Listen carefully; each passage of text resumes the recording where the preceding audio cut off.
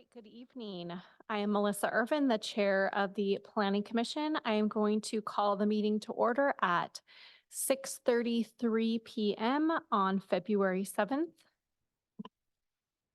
First, we're going to do a roll call if each commissioner would just say their name and that they are here.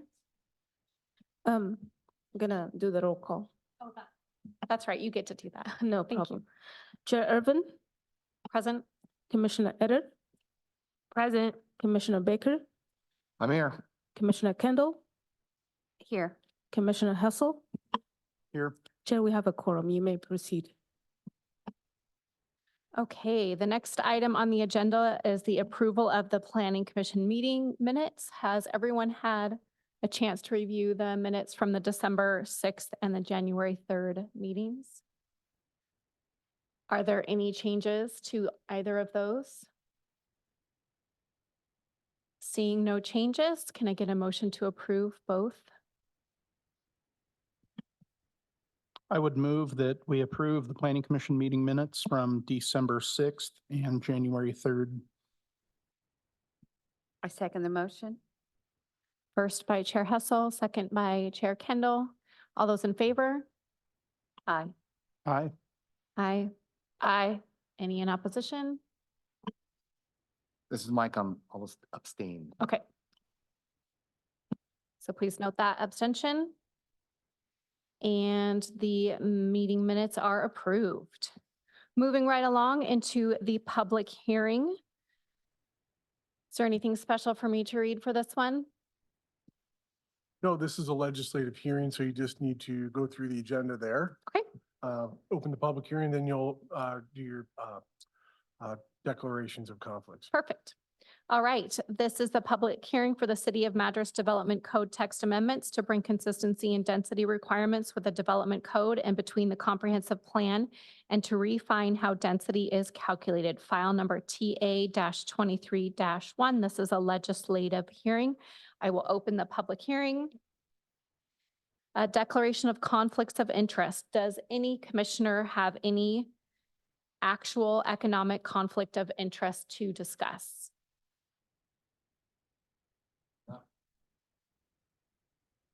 I believe all commissioners say they do not. Is anyone in the audience want to contest that? Seeing none, we can move on to the staff report and applicant testimony. Thank you, Chair Irvine. The applicant is the City of Madras. City staff has initiated amendments to our development code and comprehensive plan. First, want to say thank you, everyone, for coming out this evening. I suspect that after a thorough explanation, it may be a little bit more boring than what people want. But nonetheless, maybe I should start with just a high-level overview and probably why everyone are here. So in July of 2022, the city passed and made effective certain development code amendments that we in short refer to those as the middle housing code amendments. And there were some comprehensive plan changes along with that as well. Those are pretty sweeping changes to our development code in the sense that they, in short, identified new housing types that could be permitted in each of the three of the city's residential zones. It established new design standards for those new forms of housing, and it certainly did so in a manner compliant with state law, which we're required to have clear and objective standards for needed housing. In Madras, based on our comprehensive plan, all housing types and at all income levels is needed housing. One of the things that we needed to do with those code and comprehensive plan amendments was to establish density ranges in our comprehensive plan. Staff had been working on several projects related to zone changes, also working with developers on master plans And when you take on those sorts of projects, you need to analyze the impact of those zone changes or master plans. And one of the easiest ways to do that is to figure out if the proposed development is within the minimum and maximum density ranges.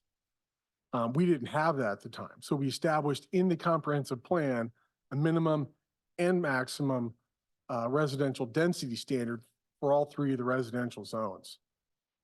And the development code identified a minimum density standard, same as identified in the comprehensive plan, but it did not identify the maximum residential density identified in the comprehensive plan. Looking back on that, we should have added that maximum density standard. So that's what we're proposing. I can go into a little more detail here in a minute. But under state law, when a city changes development regulations, zoning, and other important planning actions, if there is a potential for the reduced, pardon me, I'm going to pause here for a second, reduction in use of the land, meaning you would take away a right to use the land. So if we amended, I'm not saying we're doing this, but if, for example, we had the ability to develop apartments within the R1 zone, and then all of a sudden we were proposing to change it so you could no longer doing that, there would be a reduction of development rights. So under state law, we need to give notice to all property owners that are affected. This standard also includes if there's a potential reduction in property value. You'll recall that the voters of Oregon passed ballot measure 56 that passed this requirement. So we're fulfilling the state requirement. And because we're changing the density standard in the development code, by adding that development standard, it's a conservative interpretation, it's a new regulation. So therefore, it's further regulating the use of land, and therefore requires that notice that we sent to all property owners in the residential zones. There's about 1,200 property owners. So we sent the same letter. I would note that under state law and with the guidance of the city attorney, we followed basically the template that's in statute and provided that notice to make sure that we followed the minimum standard. I would guess everyone in the audience today would say that notice was sorely lacking, doesn't make any sense, and probably why they're here this evening. So I'll personally apologize for that. However, it's a requirement of state law.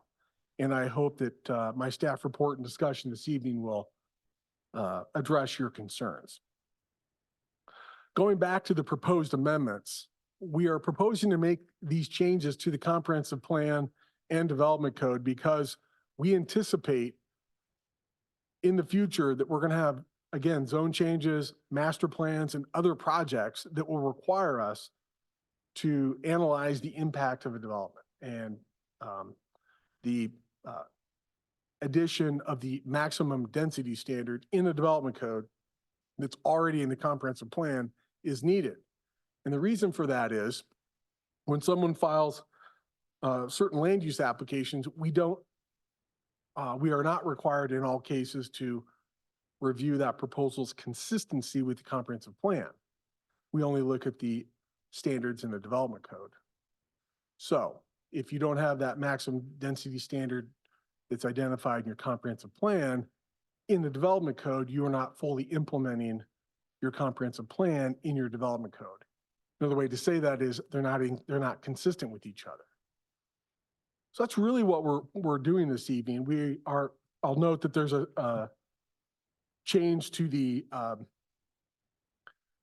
portion of land that's included in that calculation of residential density for properties that have slopes greater than 25%.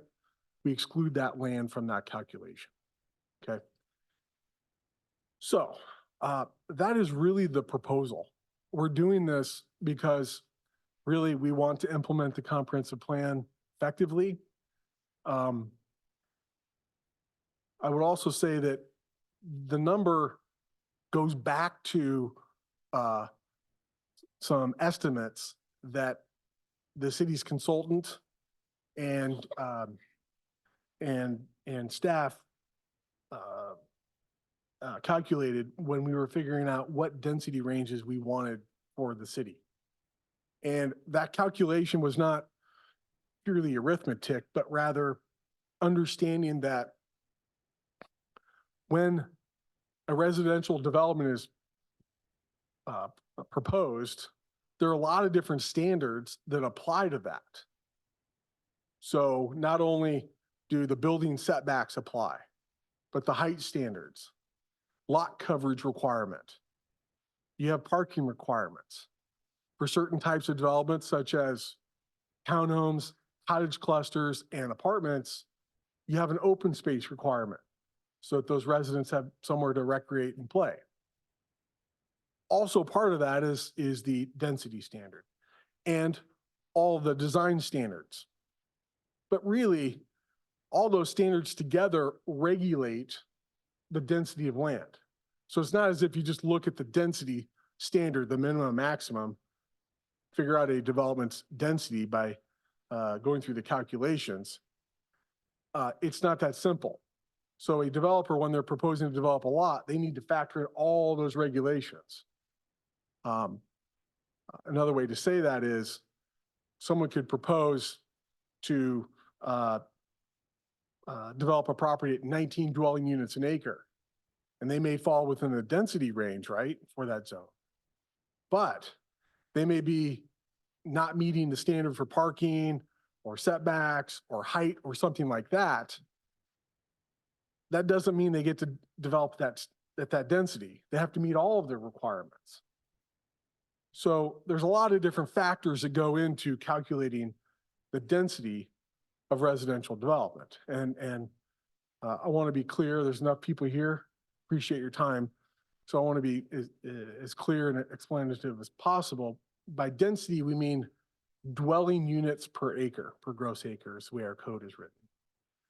So examples that you see in the community are really few and far between to even come close to the 24 dwelling units an acre. Our newest multifamily residential development, I believe it's named the Heights at Yarrow at the east end of Yarrow Avenue. I believe that's at 17 or 18 dwelling units an acre. Doesn't come close to 24, okay? So those are 3-story apartment buildings with 24 dwelling units in each building. So I always like to give an example of what that looks like on the ground. I know one of our commissioners reached out to staff today and said, hey, is there an example of what this looks like? And really, we do have one example, but it doesn't come close to meeting, coming near the maximum residential density standard that we're proposing. So that's kind of what we have in our community. If I was a property owner, presumably a lot of the audience this evening, how would this matter? Why would I care about this? Well, I think that this standard will be applying to mostly large tracts of undeveloped land. So if you've got, an acre plus of land and you want to either develop a subdivision with single family detached or some other townhomes, cottage clusters, or apartments, this is going to apply. It would still apply for what we call infill projects. So maybe there's a vacant lot in your neighborhood that's been around a long time, and someone wants to build a duplex, triplex, maybe even a fourplex on it. That standard may come into play, but likely not even going to come close to exceeding the maximum standard, right? Again, all the standards apply for residential development, not just the density standards. So I would also say that oftentimes we hear from citizens and property owners where you're changing density or zoning where there's a situation where there might be an increased level of development or density next to maybe lower density housing, we have mechanisms in place to make sure that those two developments are not, that are compatible. So one of the things that the city passed in 2022 was the residential setback standard, where above a certain height above the ground on the side yard, if they want to go up a second or third story, they need to move the building back. Kind of give it a wedding cake kind of look. So you just can't have one wall that's 2 or maybe 3 stories high next to the 5-foot setback. So that's one important compatibility standard that we have on the books today that regulates the mass of a building so that you don't have large residential development next to lower density residential development. We think that's really important. Compatibility between developments is really important, maintains integrity in the neighborhoods, things like that. So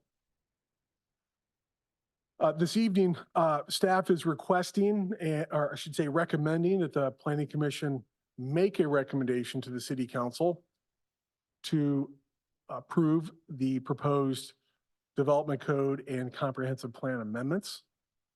The City Council will hold a hearing on this on February 13th.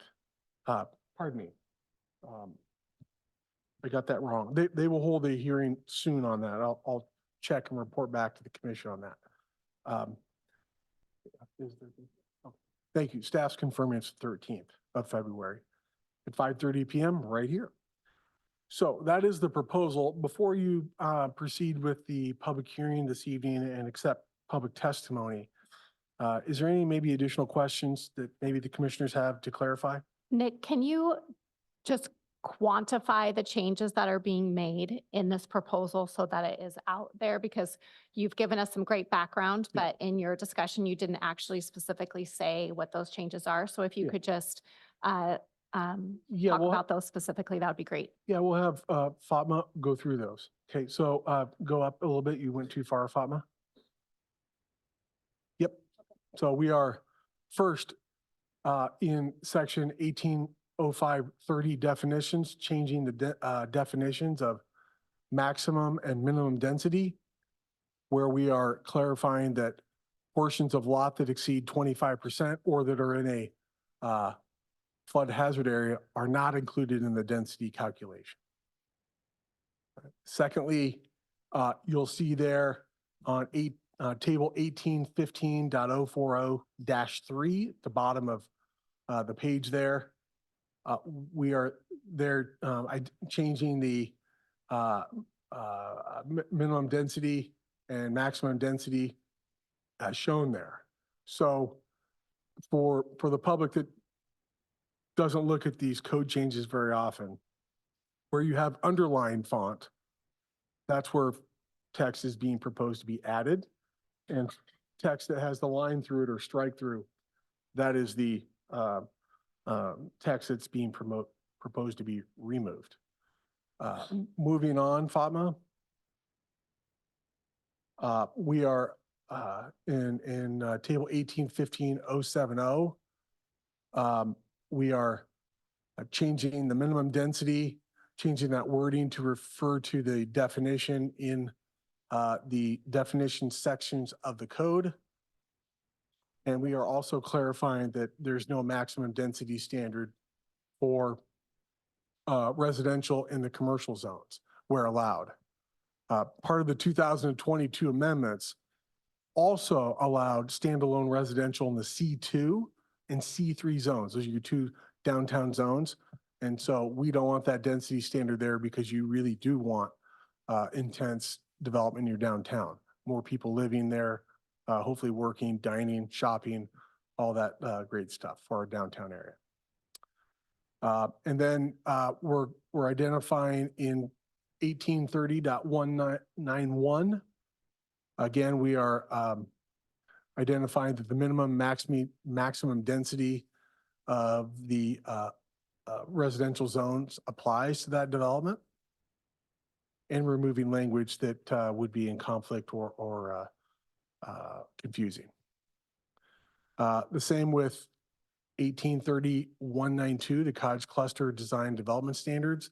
Again, clarifying that the maximum density standards in the applicable zone applies. Moving on, Fatma. And then what appears to be the end, 1860.100 lot standards. Again, we are changing this standard so that, as it says, there are more than 50% of a lot or parcel must be comprised of slopes of less than 25%. So in effect, what this is saying is we're not counting the portion of a lot that has a slope over 25% in that calculation. I believe that concludes the amendments. Oh, except for the comprehensive plan. Scroll down. This one's a tough one. Go back up, Fatma. This is a really small change. Yes, there you go. So we are changing the density, adding the Garrett, our city attorney. I know he's on the call. I'm not seeing the very minute change to the comprehensive plan. Can you help me remember what that small change is?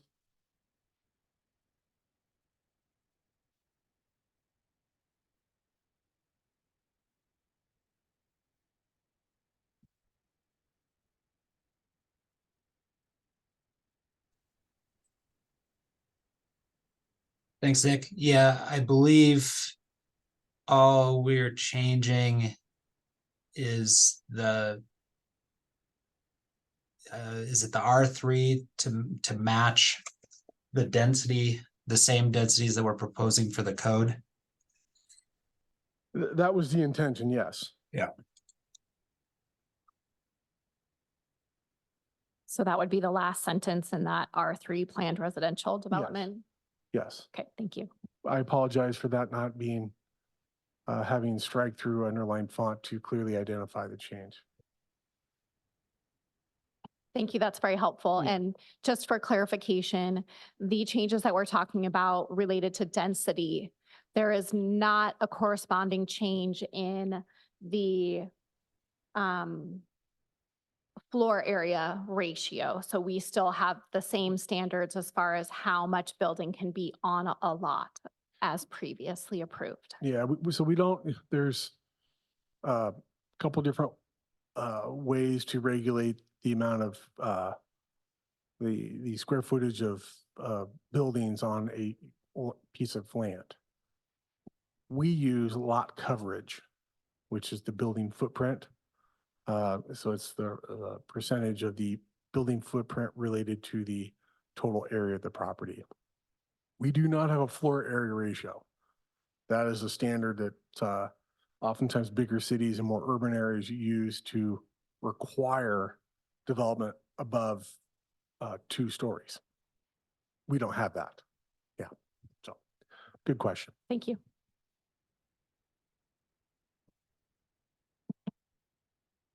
This is Commissioner Kendall. You have minimum lot sizes, 75, 75, and 6,000, but no actual numbers for the maximum. Correct. Well, yes You and didn't no. You didn't have a maximum, that's why we're going through this, correct? We Correct. didn't put that in our comprehensive plan Yeah. prior. But we have the minimum. And then number 2 of the first page says maximum lot coverage, 50%, 50%, 50% total lot area. Is that what we're adding in now?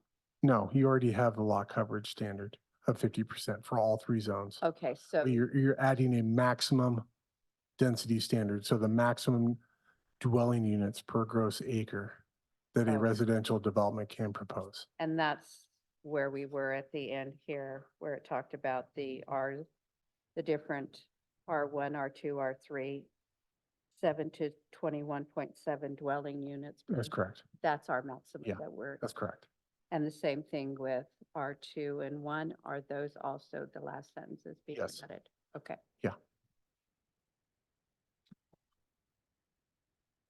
Thank you. Are there any more clarifications of the applicant testimony from the commission? Okay, so then we move on to public testimony. Yes. Okay, so to be clear, in public testimony, we would, I think normally we have I can't remember how many minutes we usually limit, 3 minutes. So when you come up to the front, we definitely welcome your testimony. It is a testimony. It is not necessarily a conversation, and that's just how this works. What the commissioners will have a chance to listen to what your questions are, and we may be able to respond to them later on in the discussion, but it is important that you address the commission during your testimony. If somebody has spoken previously with your same points, you may come forward and list your name and your address, but you may just say, my point has been already iterated by so-and-so, as opposed to having to hear the same points over and over. And I do apologize that we will cut people off at 3 minutes, just to be consistent. We do want to hear what you have to say, but we will do that with the number of people in the audience today. So again, when you come forward, please state your name and your address for the record into the microphone, and then address the commission with your testimony. Does that sound fair? All right, so I welcome the first person to come forward.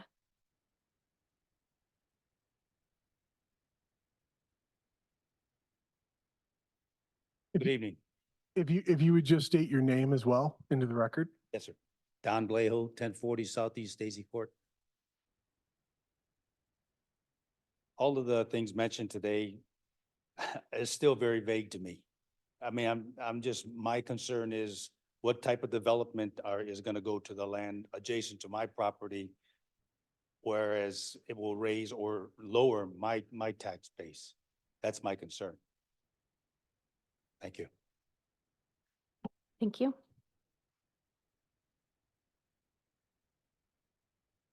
Come on forward.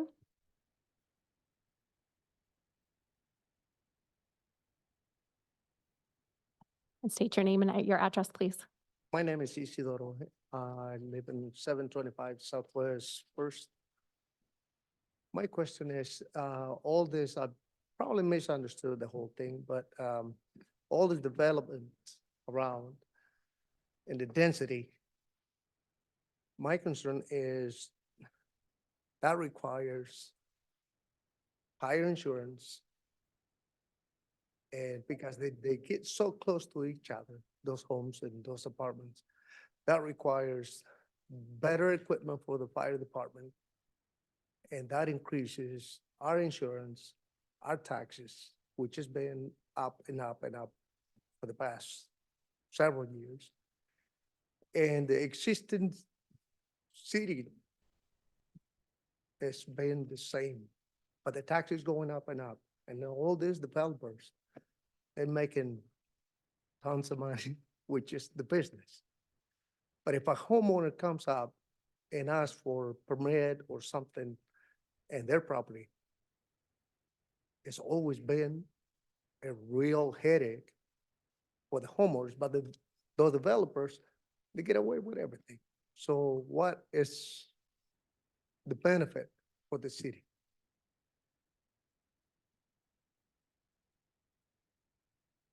Thank you. Thank you.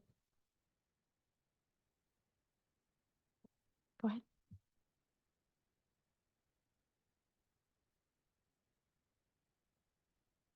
Edgar Garcia, 703 Southwest Cedar Hill Drive. It's more not a question, but an observation. I'm a naturalized US citizen, born and raised in Tijuana. When I was born, the city was about 600,000 people living there.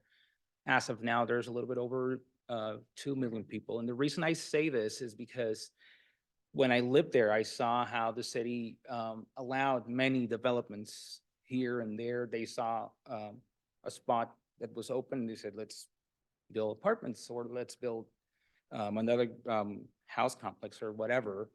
And even today, as I go back to visit family, places that I saw that no way I ever imagined that they were gonna build something. They now have built something now. And the reason I say this is because from my in-laws' house, which is where we stay when we go down there, to my brother's house, which is about 6 or 7 miles away, it takes us about anywhere between 30 minutes to an hour to get there. And the reason is because they have all these developments happening, but they have no roads, no, stuff like that. And when they try to build it, it takes a year or two because there's a bunch of cars trying to go in and out. And it was all because they said, well, let's build more houses here and here and here, places where they shouldn't have. I see that my block and around the houses that I live in, they're already built 2 houses or 3 houses. They're building 3 houses there. And it seems like if they're gonna build behind our house, which there's wildlife there that we get to see every spring and summer, that we think they're gonna get, killed or moved somewhere else.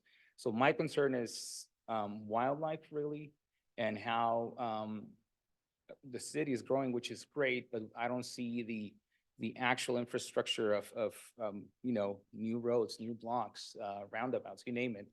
There's nothing, and it's already messy as it is. So it's more like a cry out for help, as in, if you're gonna allow several developments to happen, you guys need to, put on your thinking hats and start planning roads, because it's gonna get messy. And I say this because, again, where I live, where I was raised, right now, it's really, really messy. So that's all I had to say. Thank you.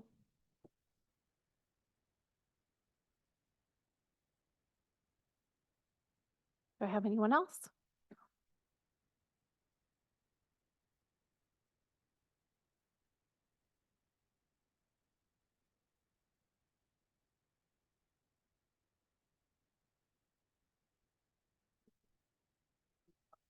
Please, why Brian don't you sit down, Silvernagle. please, sir? What's that? Sit down so you can speak into the mic. Thank you. We can hear them, but I didn't know you couldn't. Brian Silvernagle, 10197 Southwest Woodward Road. Talked about Measure 56 and the potential of decreasing property value. What are, I guess, the assessed value getting back to the zoning of that? If our property can decrease in value with new zoning, our property can obviously increase with zoning. And I haven't seen anything to show what the assessed value is going to be on the new zoning.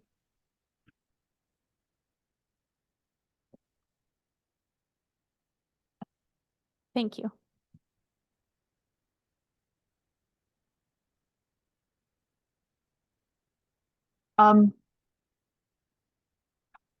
Hello? I can't find my, the thing that says I want to speak. I'm up here. Vicky, this is Nick Sneed, the Community Development Director. We're gonna go through the audience first, and then we'll Okay, pivot over to those online. Thank you. okay, all right.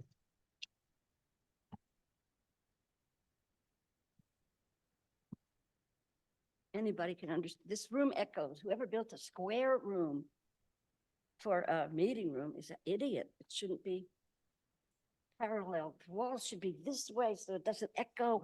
Okay, my name is Marie Easter. Can everybody hear me? Is it? Okay, I have an opposite problem here.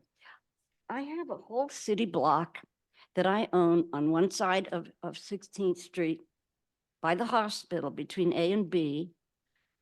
I own that whole block. My house is in the middle.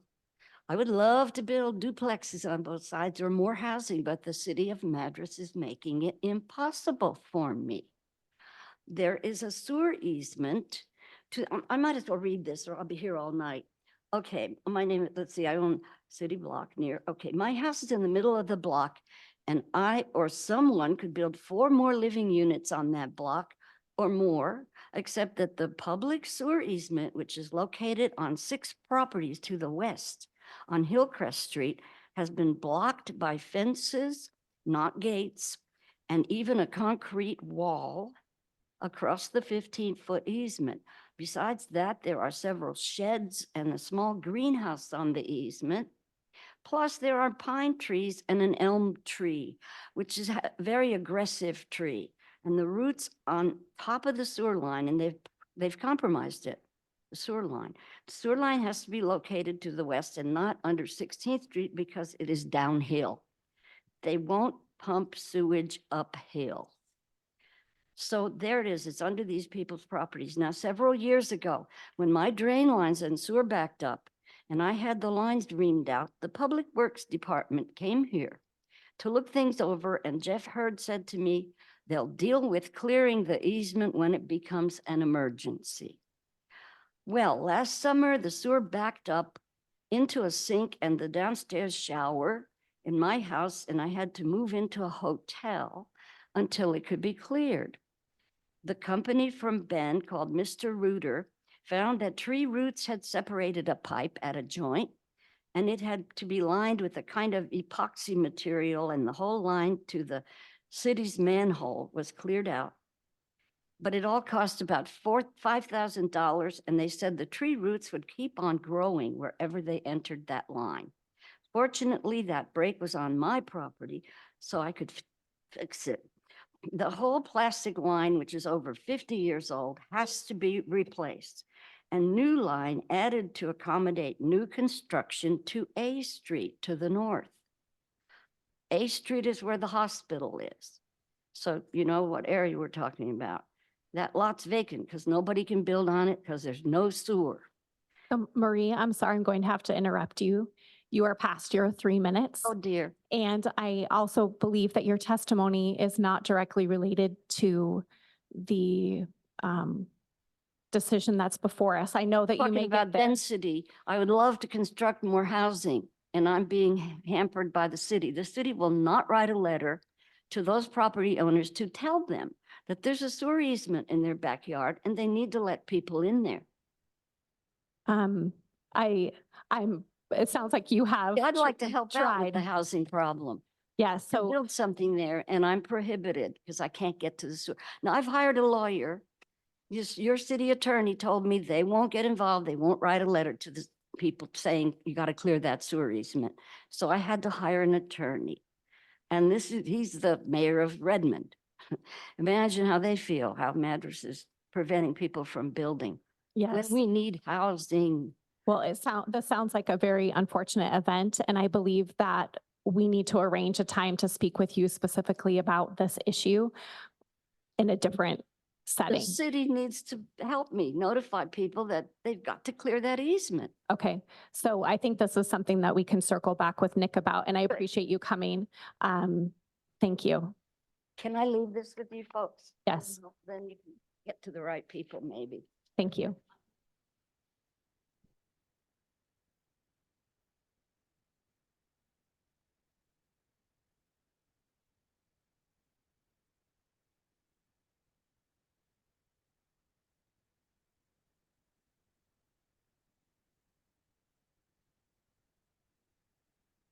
Thank you, Marie. Thank you, Marie.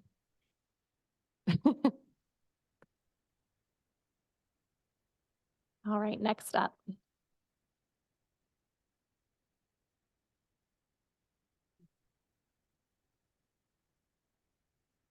My name is Cheryl Noble. I live at 294 Northeast Clearview Court. I just wanted to mention what would have been helpful for me to come here tonight. I would have liked to have seen some kind of maybe a map or something that would have shown where my residence is and those who were contacted for tonight's meeting. And seeing something put on there that was in the future plan about possibilities that might have impacted my taxes going up, whatever. That would have been very helpful for me to have in my hands. And I'm sure it would have drawn out more direct questions from the audience too. I really came here not knowing for sure what we're doing tonight. And I think there's a lot more people in here that feel that way. So I appreciate it. Thank you.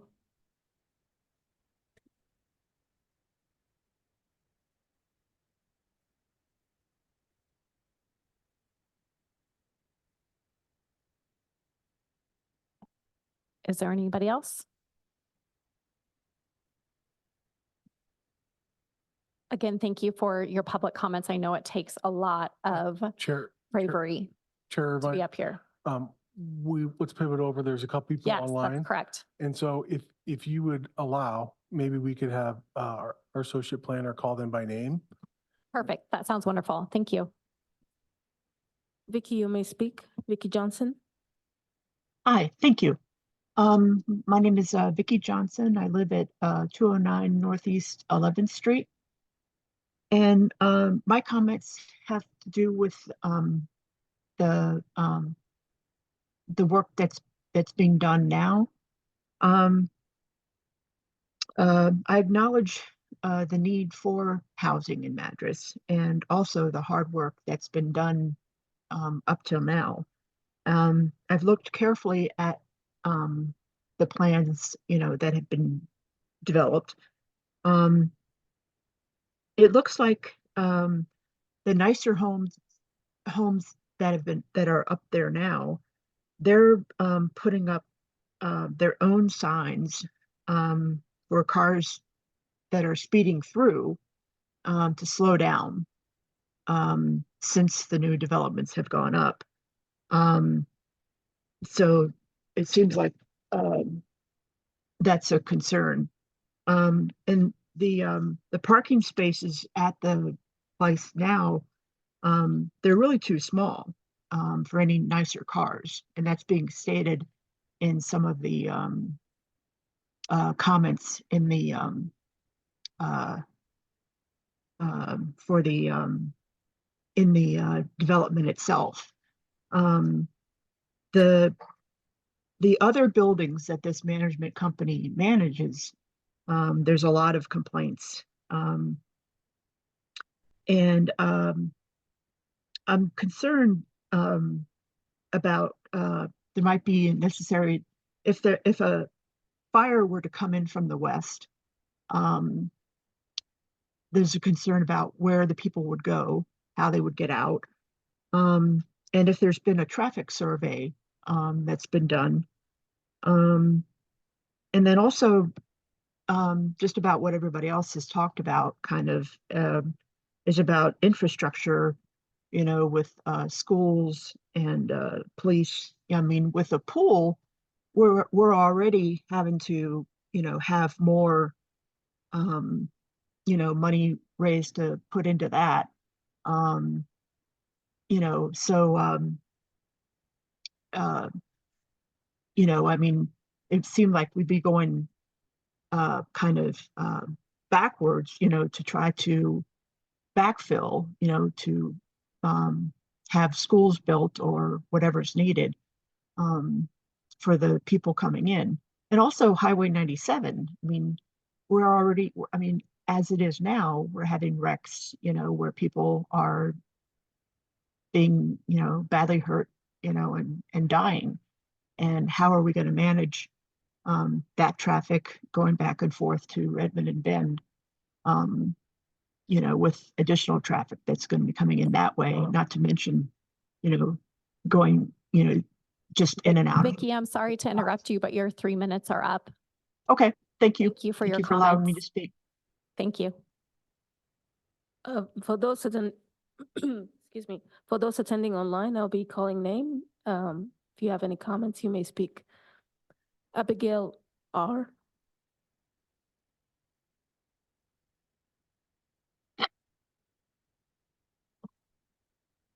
Brian P. No comment for me. Thank you. Connie.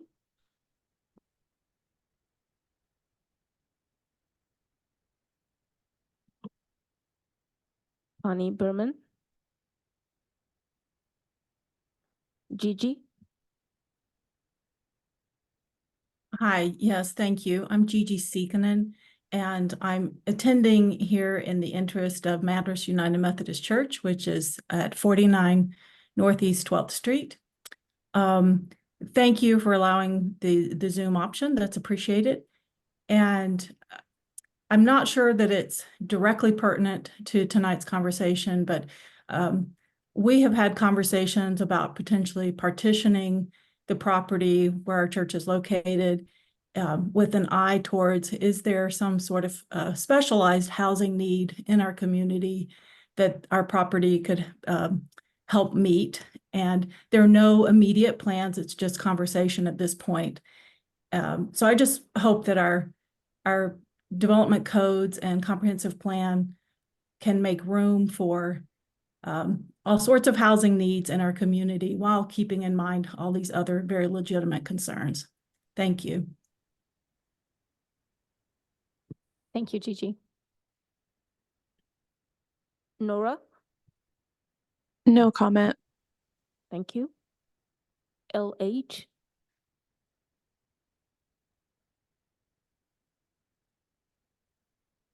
Chair, these are all the participants online on Zoom today. great, thank you. All right, again, thank you for those who came and thank you for your comments. We are now going to move on to our staff comment section. So this is a chance where our staff gets to talk a little bit about some of the comments that have been made, some of the questions that came forward to Nick, but this is a chance for us to talk about this proposal during this meeting. So let's go ahead. Which commissioner would like to go first if you've got comments or questions?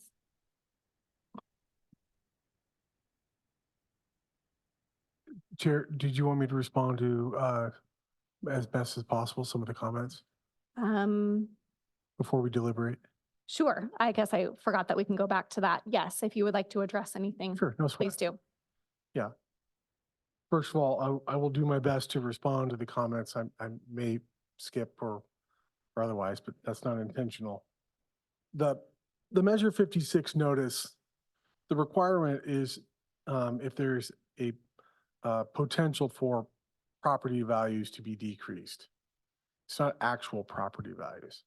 So when we consulted the city attorney about this and also considering that the proposed maximum density standard may reduce development, that if there was no standard, arguably there may be more development rights. So the proposal may reduce those development rights. We, in abundance of caution, issued the Measure 56 notice. It's not that we actually think that people's land values will be reduced. I actually don't believe there's a reduction in development rights because, as I've said, there's a lot of standards that apply to residential development beyond the density standards. There was some concern about compatibility and safety. So for safety with respect to fire codes and insurance, I'm not aware of any requirement for existing property owners to carry more or be forced to carry more insurance as a result of development adjacent to them. Keep in mind that the building setback standards in our development code and almost every other city and county in the United States follows the minimum of 5 feet setback. And that is widely held as an appropriate standard based on the fire code. And you can have building setbacks that are less than 5 feet, but so does the requirements of increasing fire ratings so that fire doesn't spread to other properties. So oftentimes the insurance issues don't come up because of the building code requirements. And frankly, modern building standards are quite safe compared to even 30 years ago. Just the materials are far superior in terms of fire protection. There was concern about parking and things like that. We have not changed our parking standards since I've been here. In any sort of way where we require more parking or less parking. We did make the changes for the downtown area, but for residential, it's always been, as I recall, about one space per dwelling unit. So we haven't changed that. I know there was a question or concern for really environmental considerations and large-scale urban development, and how what I understood is a lack of planning, a lack of consideration for transportation, sewer, water, environmental concerns, access to open space, all those things together we just call land use planning in the state of Oregon, which is extremely different than most states in the United States, and certainly different than Mexico.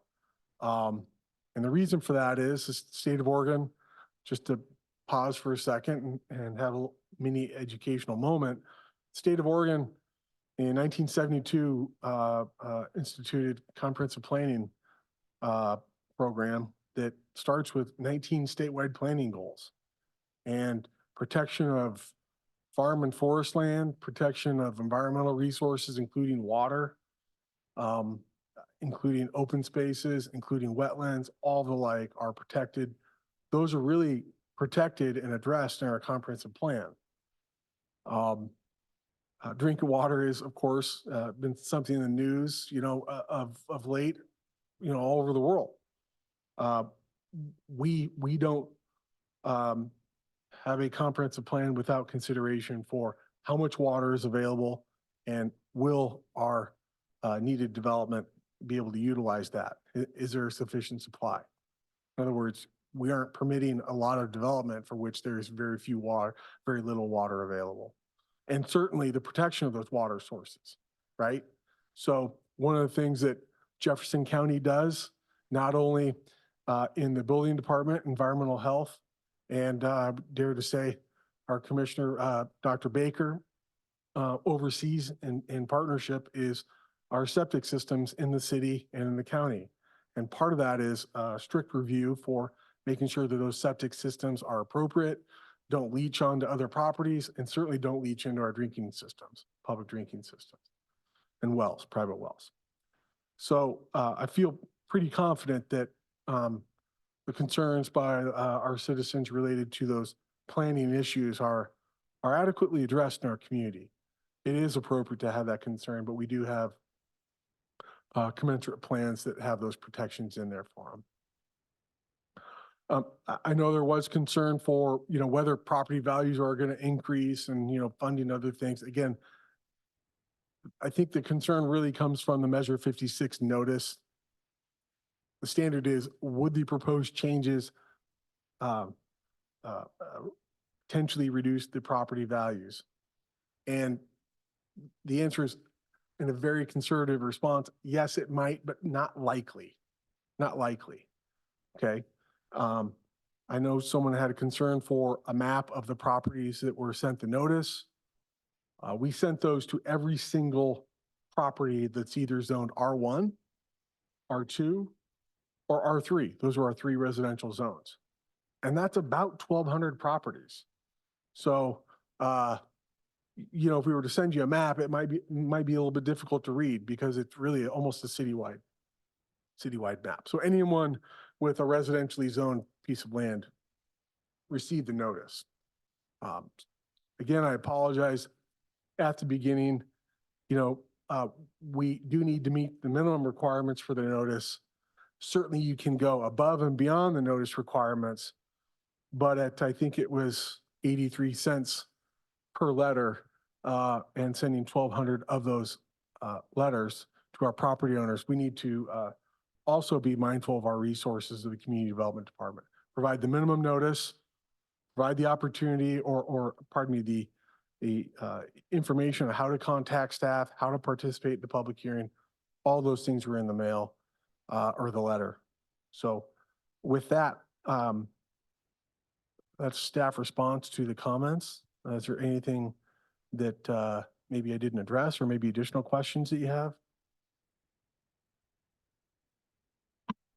Nick, this is Mike. Just a quick clarification, that lots of comments on this Measure 56 letter that went out. I didn't see that in the packet, so I'm not familiar with what that language would look like. Did I miss that? Or was it in the electronic version and that was what was presented today? It was not included in the packet. We typically don't include the notices in the packet. We'll have staff try to pick that up and display that on the screen for everyone. But it's a one-page letter. The citizens who spoke this evening are not wrong. It is rather bland, and it does not include enough specificity to anyone's liking. But again, I want to understand that, or ask for understanding that we need to meet a minimum legal requirement. We could have done a little bit more, but we have to balance our resources.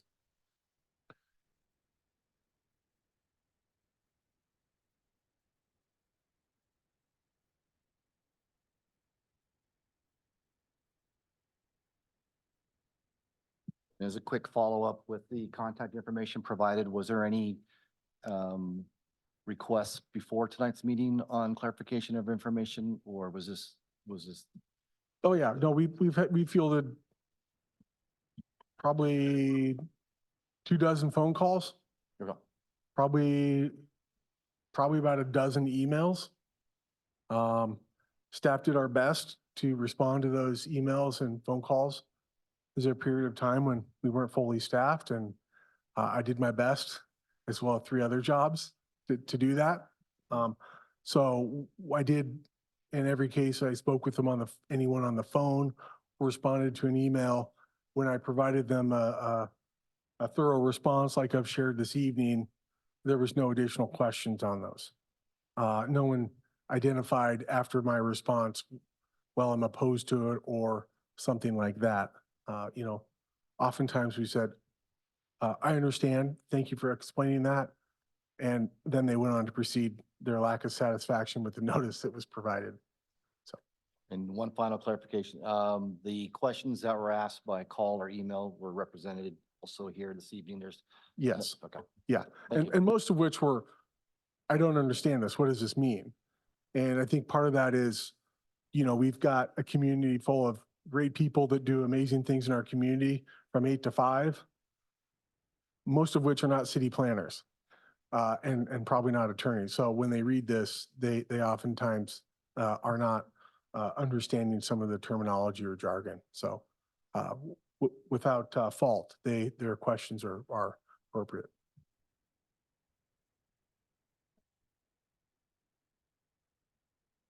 Yes, thank you. We did also clarify, I noted that the city council will hold a hearing on February 13th. That is incorrect. It'll be February 27th. Again, the city council will hold a public hearing on this matter on February 27th at 5:30 PM here at City Hall, here in the council chambers. Thank you. Nick, anyone else on the commission want to comment or? This is Commissioner Kendall. The way I heard one of the comments was that the added building and their concerns about Highway 97. And I hope I heard that correctly, that, as we increase and increase our ability to build more housing in the area, that would also increase more traffic. And hopefully I understood what they were saying correctly.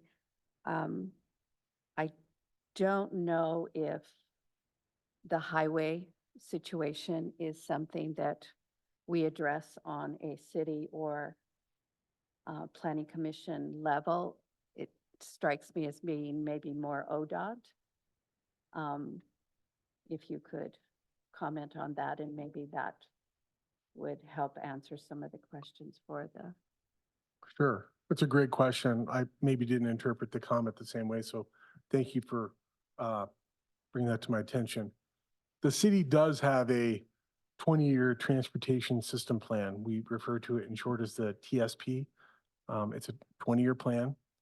It includes Highway 97. And so again, the state of Oregon is somewhat unique. We've been doing this for over 50 years in the sense that we plan for our transportation needs based on our land uses. So Oregon was the first in the nation to connect land use and transportation. In other words, making sure our transportation systems will support our planned land uses. The city adopted a new TSP in, I believe, 2017. As part of that effort in that 20-year plan, we did look at Highway 97. And there's quite a bit of work that goes into that. And I'll just summarize it quickly so people understand that, so that I don't have to say, believe me. One of the things we look at is existing traffic volumes on Highway 97 and on the city's arterial streets, our high volume streets. For example, J Street, City View, B Street, things like that. That's the existing conditions. Then we look at how much land is, not developed within our community and what types of traffic would be generated by that. And one of the ways that you do that is having density assumptions for example, residential development, commercial lands, industrial lands, and things like that.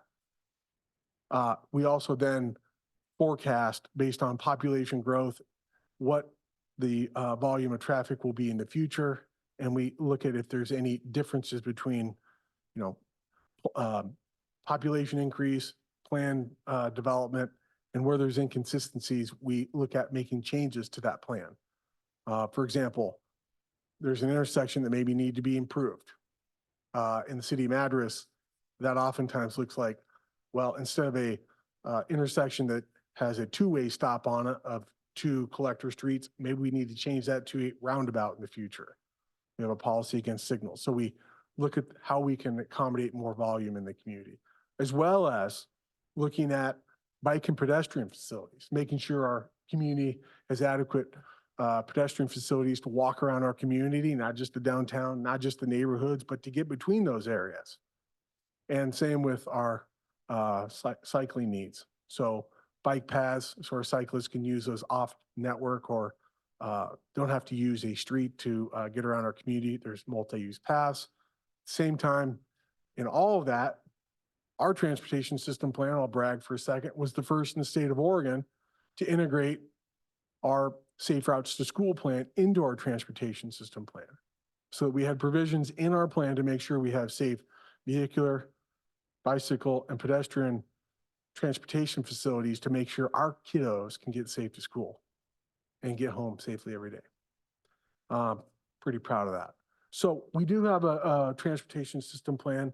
We are working with ODOT right now. In fact, the Planning Commission will see that refinement plan probably sometime after June, before October of this year for the South Madras Concept Area Refinement Plan. So that's the Fairgrounds Road and South Transportation Plan for Highway 97 and all the land in between. Figuring out, again, how we handle more volume on the highways. I haven't talked to anyone yet that says traffic's decreasing on the highways. It's always increasing, a lot more trucks. At the same time, we have a community to live in. We want that community livable, right? So we're developing a plan to figure out how we do that. So that's that will be part of our transportation system plan. It'll be an amendment to it, okay? So don't know who asked the question, but great question. I'm sorry I missed it.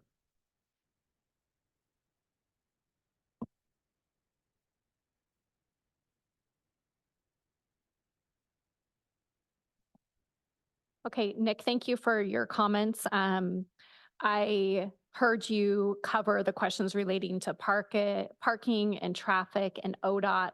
Just wanted to reiterate that within a larger development plan, specific developers have to meet all of the standards. And a lot of those standards include making sure that the sewer meets capacity in those areas, that the drainage in those new developments work, that ODOT does a traffic study related to any new larger scale developments. So I just wanted to specifically say that if there is a newer development coming in, there is a lot of work that goes into those bigger developments that would bring in substantial new traffic and issues.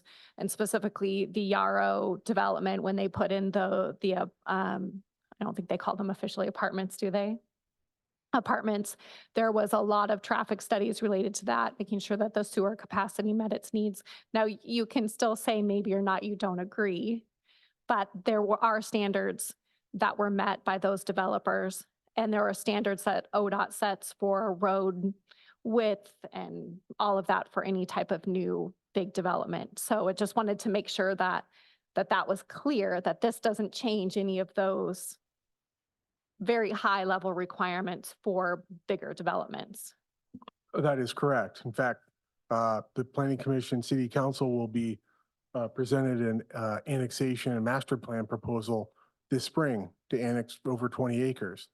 And we are spending lots of time figuring out how the transportation system works, sewer, water, all the like will work so that when they bring that land in and develop it, that we have the adequate infrastructure to serve it, right? And that's really important. And so thank you for that clarification. One more comment that was brought up was the concern about how the infrastructures and fires and the fire department and different things like that. And I'm assuming also that as we grow, we are also in touch with our fire department to make sure that we have the adequate accommodations to make sure that we have the right amount of people, that it grows along with our cities. That's correct. Okay.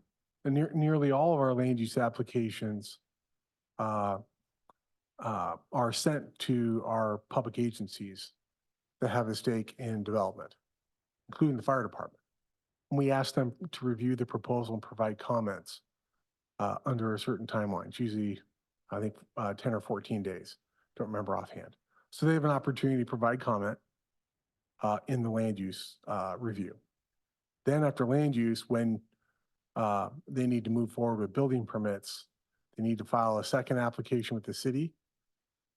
We review the conditions of approval from the land use decision in that.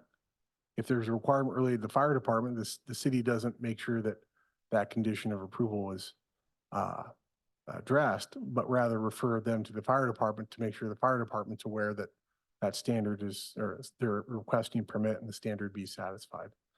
And the same with the building officials. So when they file for a building permit at the Jefferson County Community Development Department, the building official, plans reviewer, definitely coordinate with Jefferson County Fire and EMS to make sure that all those requirements that were identified way back in the land use review are addressed before they issue permits, before they start construction. So very much, fire, Deschutes Valley Water, Public Works, all the agencies that oversee our infrastructure and fire life and safety requirements are integrated into this system pretty well. Developer may argue that too well, but there's lots of assurances in place so that those requirements are satisfied before construction starts. Thank you. Are there any more comments from the commission?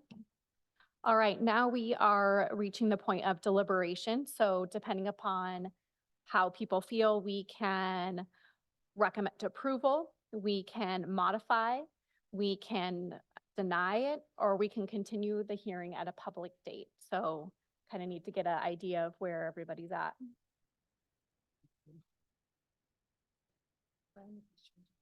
Okay, so if I can get a motion. So this is Mike, and I'll move to make a recommendation to the Madras City Council to approve the proposed comprehensive plan and development code text amendments in order to implement the maximum residential density standards as proposed this evening. This is Commissioner Eder, and I second that motion. All those in favor say aye. Aye. Aye. Aye. Aye. No one is opposed. The motion carries. All right, Chair, Irvine.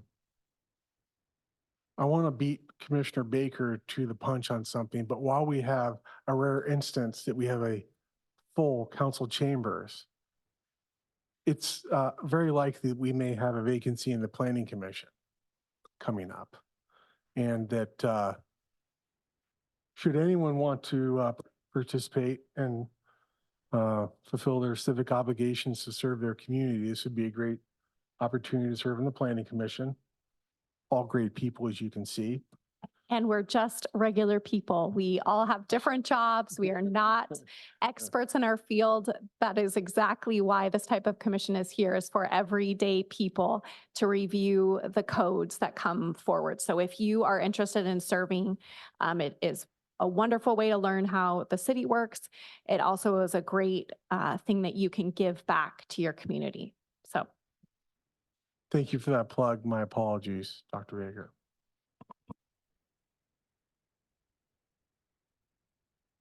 all right, is there any additional discussion?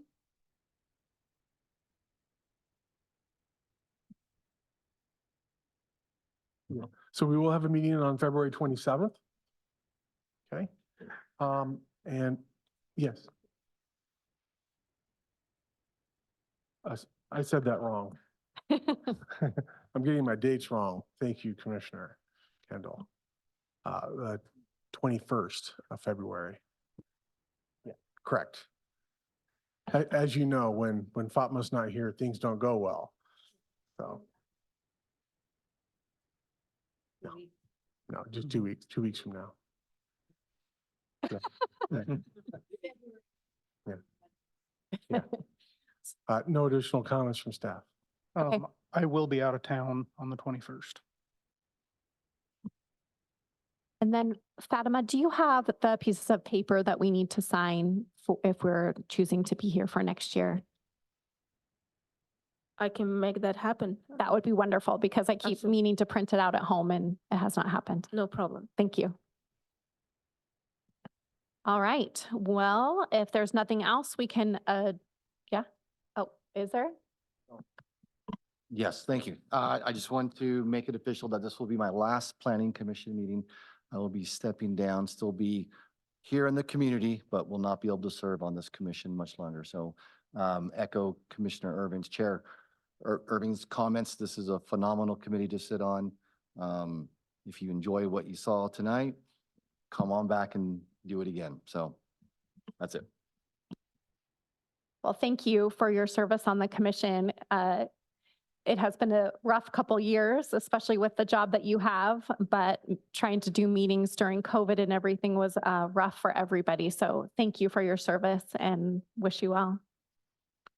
Thank you, Commissioner Baker, for your public service. Appreciate that very much on behalf of staff. Okay, anybody else? Yes?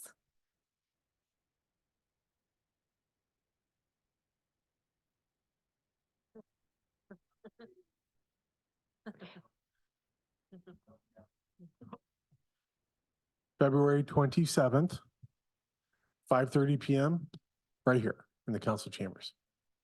Yeah, no problem. Thank you. We were confused as well. All right, with that, we will adjourn the meeting at 7:45.